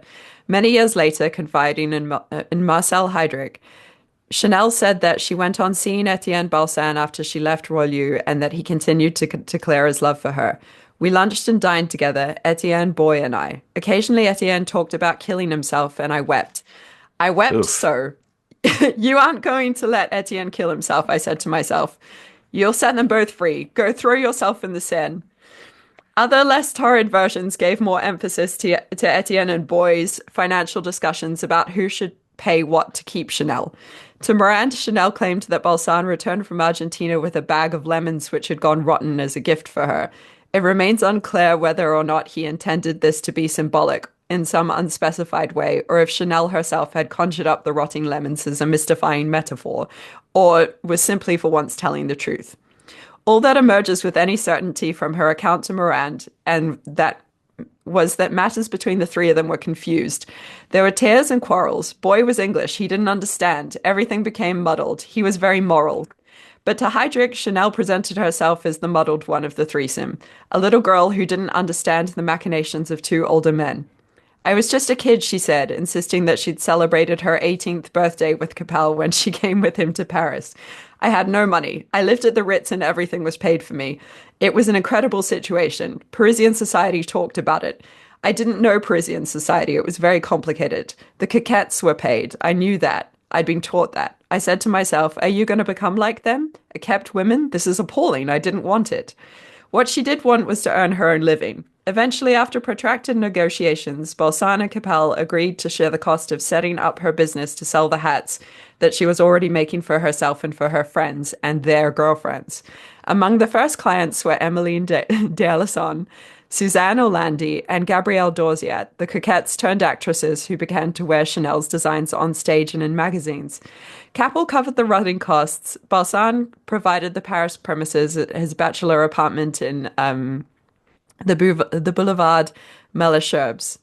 They had decided to give me a place where I could make my hats, the way they would have given me a toy, thinking, let her amuse herself, and later we'll see. They didn't understand how important this was to me. They were very rich men, polo players. They didn't understand anything about the little girl that came into their lives to play, a little girl who understood nothing of what was happening to her. Wow.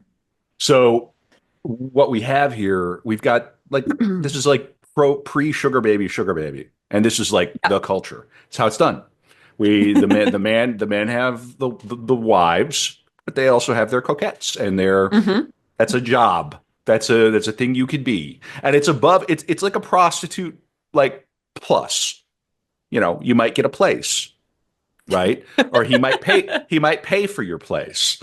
I mean, you know, I don't think this is like scandalous. Like this is just how it No. was, right? But I Well, like that she's particularly a little amongst the aristocratic right, men. right, right. And I like that she's a little like, how does this work?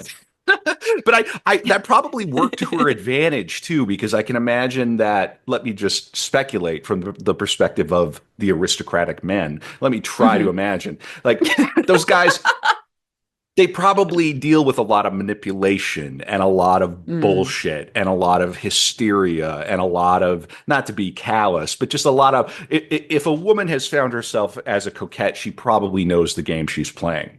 And it Yeah. sounds like Coco maybe was like kind of just straight off the farm, you know, like I just want to make my hats, you know, like you know, it must have been, I could see They're how like, that would be oh, charming. let's just give her a hat shop. Let her amuse Yeah. herself. Yeah, exactly. Exactly. Okay, good. This is a very, very interesting story. I must say. And now this is it doesn't get any bigger in the French speaking world, of course. This is Rome, this is London, this is New Yeah. York City, this is LA, this is it. You know, she's whom bright lights, big city, orphanage to Paris, and she's hanging out with men who are worth a lot of money. She's living at the Ritz. She's got a Yeah. bachelor pad to set up a hat shop.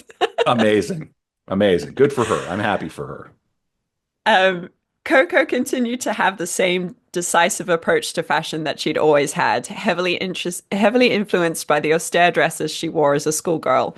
When making her hats, she would buy simple straw boaters and adorn them herself with ribbon, stripped of all the frills and embellishments she would dismiss as weighing a woman down, being too cumbersome to let her think straight.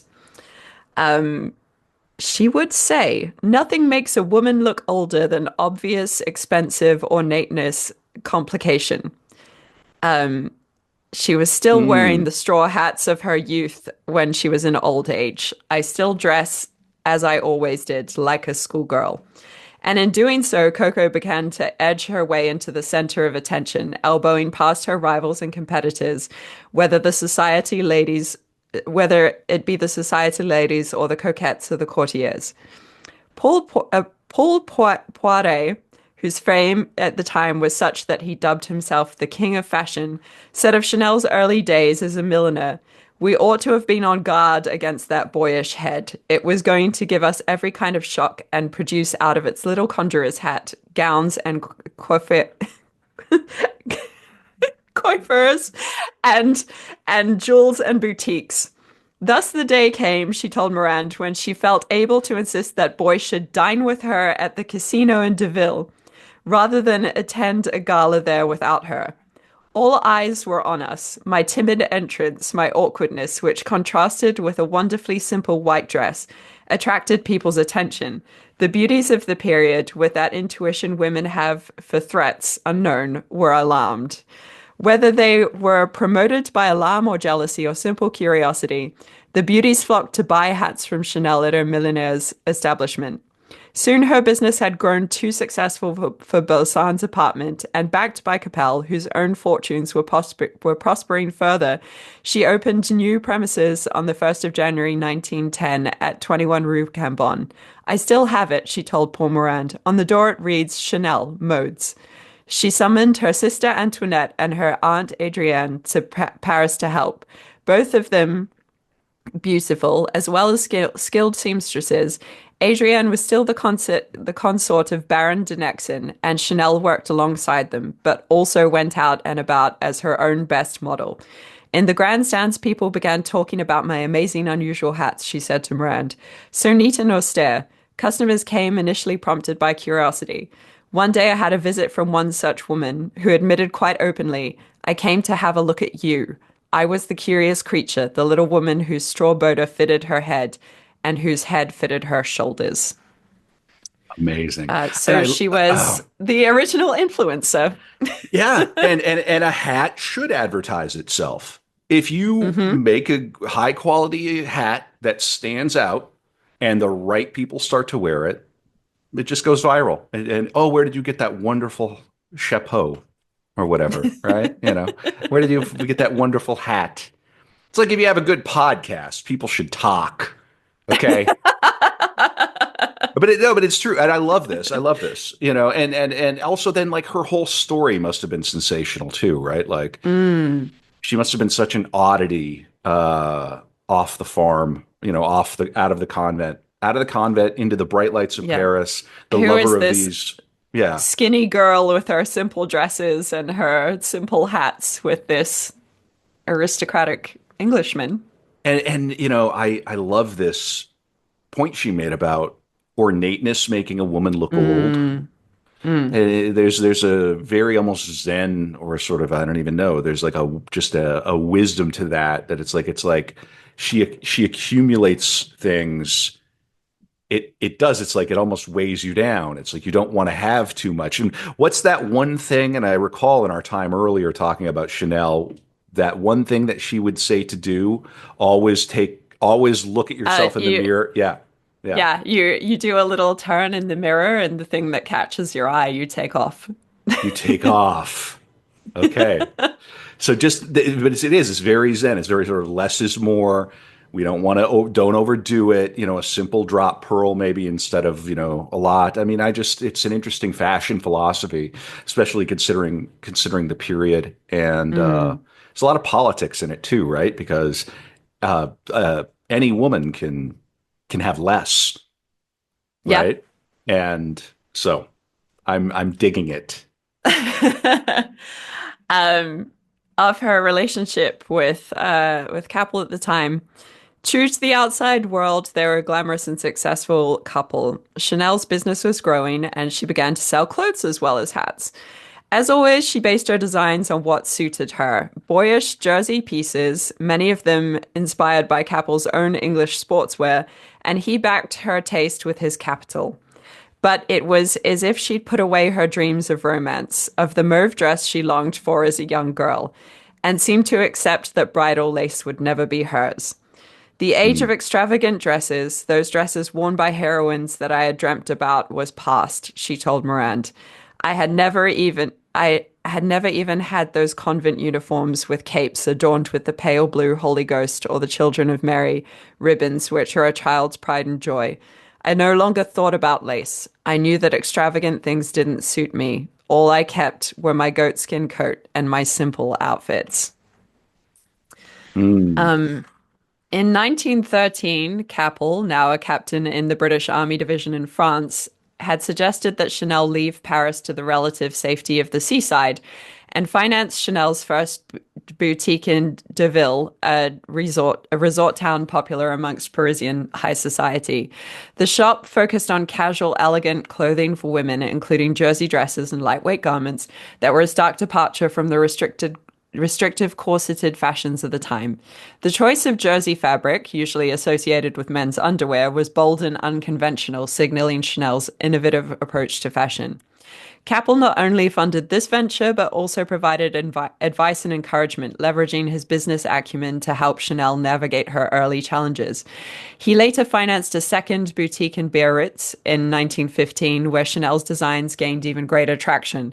By setting her up in these affluent locations, Capel ensured that Chanel could appeal directly to wealthy clients who were ready to embrace her modern, liberating style. Chanel's relationship with Capel was complex. While she relied on his initial investment, she was determined not to remain dependent on him or anyone else. She worked tirelessly to establish her brand, applying her innate business savvy and keen understanding of her clientele to turn her boutiques into profitable enterprises. During World War I, Chanel's minimalist, practical designs resonated with the shifting needs of women, many of whom were stepping into roles traditionally held by men. Her clothing allowed for the freedom of movement while maintaining an air of elegance, quickly making her a favorite among fashionable, affluent women. The success bolstered her reputation and allowed her to achieve financial self-sufficiency. By the mid-1910s, Chanel had repaid Capel's investments, freeing herself from the obligations that came with his support. This transition was emblematic of her fiercely independent spirit and her drive to control her destiny. Okay, I've been reading a little bit about Capel in the background here. It Hmm. sounds like his father was a shipping merchant, but that Capel himself was self-made. Like he Hmm. made a fortune, himself. So it sounds like maybe he came from a middle class or an upper middle class background, but then he went on and like made bank. He was a Roman Catholic, the one true faith. And All these Catholics. Yeah, no, I know so many Catholics. But he was described as an intellectual, politician, tycoon, polo player, and the dashing lover and sponsor of the fashion designer Coco Chanel. And his wife had to convert apparently to Mm, Catholicism for him. So no slouch on that front for what it's worth. Very interesting. Um, there's a wonderful on his Wikipedia. There's a wonderful like drawing of him as a horse. Like he is like a centaur, and he's got a hat on one of Chanel's hats on a stick, and yeah. it's very lovely. Anyway, very interesting fellow. And of Chanel course, would we know say, what. Sorry, but of course we know what we're careening toward, right? yeah, The war that would end all the wars, war, the war the to end Great all War. wars, the Great War, the not so great war. Okay, good. Go on. Um, Chanel would say, I was my own master and I depended on myself alone. Boy Capel was well aware that he didn't control me. I thought I'd given you a plaything, he said. I gave you freedom, in a melancholy voice. Even so, the House of Chanel still linked them together, for in some unspoken way they had set it up as partners. There was no business contract to bind them together. There was no just as there was no marriage certificate, but it nevertheless joined them, as the double C logo seemed to suggest. Chanel and Capel overlapping but also facing away from each other. Something of this capacity for closeness, combined with an ability to turn their back on one another and others too, is apparent in the role that both played in the upbringing of Andre Palas, the nephew son. Chanel had some support from Capel when she assumed responsibility for her nephew, and although she revealed little about the circumstances of his childhood, she did tell DeLay that Capel called Andre his son, and that every time the little boys saw a coal barge on the Seine, he would say, Look, that's ours. Capel had already expanded into coal transportation as well as mining. It's not ours, it's boys, Coco would tell him. And she smiled as he told DeLay the answer that Andre gave her. But he told me you're going to marry him. That's a sweet little unorthodox, bless this mess kind of a messy family circumstance. Yeah, very Yeah, modern, very very modern. modern. Very modern. Yeah. Hmm. Back in World War One, Mm. despite the horrors on the front line, her sales continued to increase in Paris and Deauville, and a new boutique which she had established in Biarritz in 1915. For Chanel's simple jersey jackets, straight skirts, and unadored sailor blouses looked more and more like the only appropriate fashion to be seen amid the somber anxieties of war. They were chic but not showy, monochrome in keeping with the mood of the times, clothes that could be worn to drive an ambulance or an army car, as relevant to a woman's wartime work as to the seaside promenade. Fashion should express the place, the moment, Chanel would later observe to Paul Morand, and even if her words were spoken with the benefit of hindsight, she had seized her moment just as old certainties seemed to be giving way. I was witnessing the death of luxury, the passing of the 19th century, the end of an era.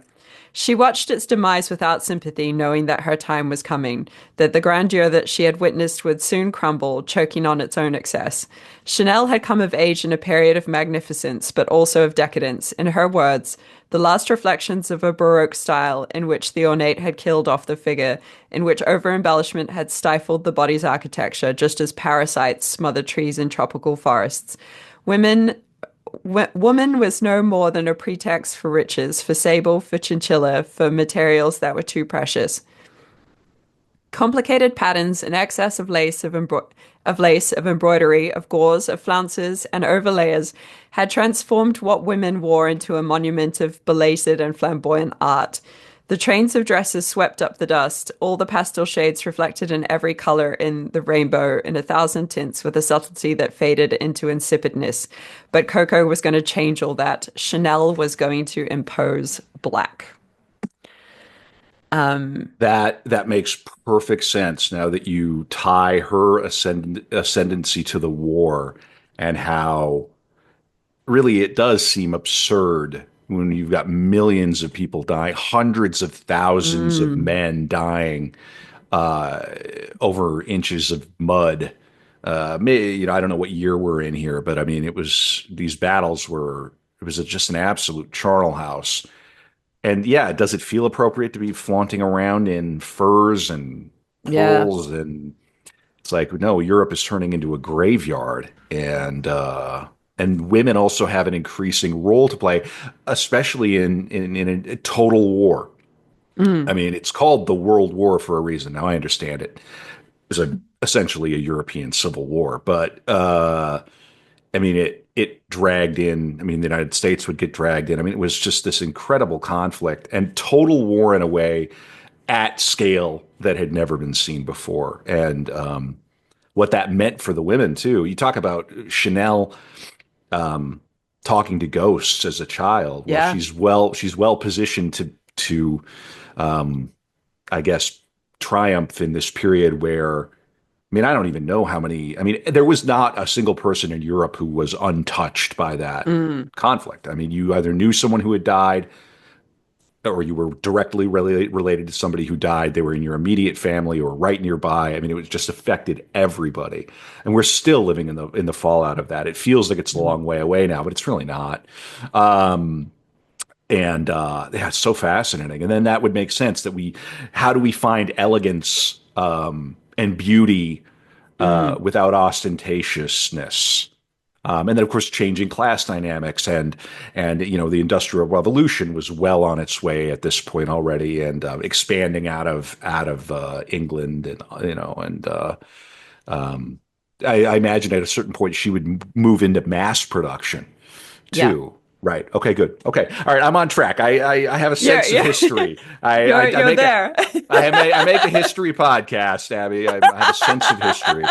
But no, I really admire, and I'm increasingly, again, I admire her, the role that she's playing here, because I think we take these things for granted, right? There's no reason that historically we should have ended up with women in slacks, Mm, professional, you know what I mean? It's somebody had to, not to say that we wouldn't have ended up here, but it might not have looked exactly the same if you didn't have this genius, in the pure sense of the word, creating, and giving permission in a way to dress a certain way by making the clothes. If they don't exist, it's not going to happen. So, and yeah. I guess coming from the background that she came from, she's probably more in tune with the needs of of of people who had to do things. Because Right. it's very easy to wear ostentatious clothing if all you're doing is going to parties and like sitting around and gossiping at lunches. Mhm. But if Yeah, of you course. actually have to do things, Sure. you need And to be able what's to so move. and what's considered a status object, like a status outfit now, is like Lululemon. Like Mm, that's high status because it means you have yeah. the leisure I go time to to go and yoga. do, Yeah. yeah, to go get railed by your yoga instructor. I'm kidding, but you know what I mean. Like to go, okay. I'm back at the sex parties in Avignon. But no, but it's true, isn't it? It's like, why do these yoga pants cost $180? Well, Yeah. because I can afford that. And yeah, yeah, there you go. So it's just interesting, the way that fashion changes, and it's all political, and it's all about class and status, and yeah, we're about, I feel like we're heading into hour three now. Oh God. Would you say you're doing great? You're doing great. It might be a late night for you, Abby, but that's okay. That's That's okay. okay. I need to Yeah. adjust to New Zealand time, so Okay. All right. So you're going to be. How long are you going to be in New Zealand? You're going to be there for a couple of I'm weeks, going right? to, yeah, a couple of weeks. Yeah. Okay. All right. And just so everybody knows, well, Abby is in New Zealand. We'll take a little commercial break here. This feels like a good place to stop. Um, well, Abby is in New Zealand. I will be preparing the Hunter S. Thompson episode, and a friend from Twitter, I don't know if he wants to be named or not, but he sent me a copy of a biography that Hunter's son wrote, Oh, which is wow. quite, yeah, which I had never read, and I don't know how obscure it is. I mean, I'm sure it's you can get it, but he mailed me a copy, and I got to tell you, I appreciate that. I've done this podcast. This is the year five, and the fact that we have listeners who send us a book, I really appreciate that. I'll just say, thank you to the fellow who sent that book. I cannot wait to dig into that. Hunter S. Thompson is one of my heroes. I'll just say it's Connor. Thank you. And again, if you want to reach out to us, if you want to recommend an episode, you say, hey, why don't you cover XYZ? We love hearing that. artofdarkpod@gmail.com. I don't know how much we'll be doing when Abby's gone. We have a couple of dark rooms coming up. They're going to be we've Yep. got some good guests lined up, and of course We've we've got the got book book club. club. Book club. Next book club is Tower by Jack BC. Join us for that. We'd love to see you in the room. If you can't make the Zoom, we still record it and you can listen back, and that's for patrons. And then after that, we have Aaron Gwynn, a friend of the pod, who Brad is doing a show with now. A fine author. He has a novella called The Cannibal Owl. And I have my copy of The Cannibal Owl here somewhere, and so that'll be the next book club. And then I think for the rest of the year, we're not doing any living authors, but for both of those where we have Jack and then Aaron on, we're going to have them join us, and so that'll be a fun thing to do. I'm trying to think if there's any other bit of housekeeping. I mean, I'll just say one more time: if you're going to be in London in March, come hang out with us, March 24th, Verdurin. Go to artofdarkpod.com. The link's there, and then please come and see my show, moderationplay.com. It's hard to put butts in seats, isn't it, Abby? It really Oh, is. yeah. Yeah. Yeah, that So is tough. theater is tough, but that's how we met. It is. Yeah. So, and I think of podcasting as a kind of theater. It is. It's old It timey is, yeah. radio, and you're sort of telling stories, and I'm glad that we keep it kind of lo-fi. We don't do like clips and clops and sound effects or Yeah. anything like that. I like our limited production. You get to use the theater of the mind. How old is she? And I'm going to smoothly segue back into the episode here. But how old is Chanel right Oh, now? gosh. Okay, so we're coming up to 1918. I Yeah, am so not a that has to be maths easy. No, person. it's fine. It has to be easy to calculate. Let me look it up. She's got to be like in her 20s or 30s, right? Hmm. Still in her 20s. So let's see here. Let's just get it right. I like to do these check-ins periodically. She was 1883, and Hmm. so what would that be? What year are we in right now? We're coming up to 1918. 1918. So we'll just do 1883. She's 35. So she's an old woman at this point. At this point. she's She's hit the but wall. she's hit the wall. Well, there's a lot of guys on the internet have a lot of opinions about the age They do have a lot of 35. opinions. And Oh yeah. I mean, she would probably tell you she was 22 or whatever Right, it was she right, was right, pretending to be at right, the time. right, right. Yeah, really good. Okay, so just at this point in her life, so let me just sort of summarize, and then you can take it back over. But so Sure. she's with this fellow boy. Hmm. She's starting to have a lot of it's the war. Yep. In 1918, the war ends in 1918. So the war is winding down. Hmm. She's sort of transforming fashion, but not in a necessarily in a widespread way. She has a couple of boutiques, one up Yep. north and then one in Biarritz. It's sort of in the south of France. Yeah. So she's got one up north and one down south, and She's got a couple down south, I think. a couple down I south. think. Okay, so she's I got think. little Yeah. outlet, little stores, Hmm. and but she's definitely not married. But Nope. she's the top woman with this fellow boy Yeah. who is married, not to Well, her. Right. Okay. just about. Oh, he's not married yet. No. Okay. Okay. There you go. Take it away. Correct me.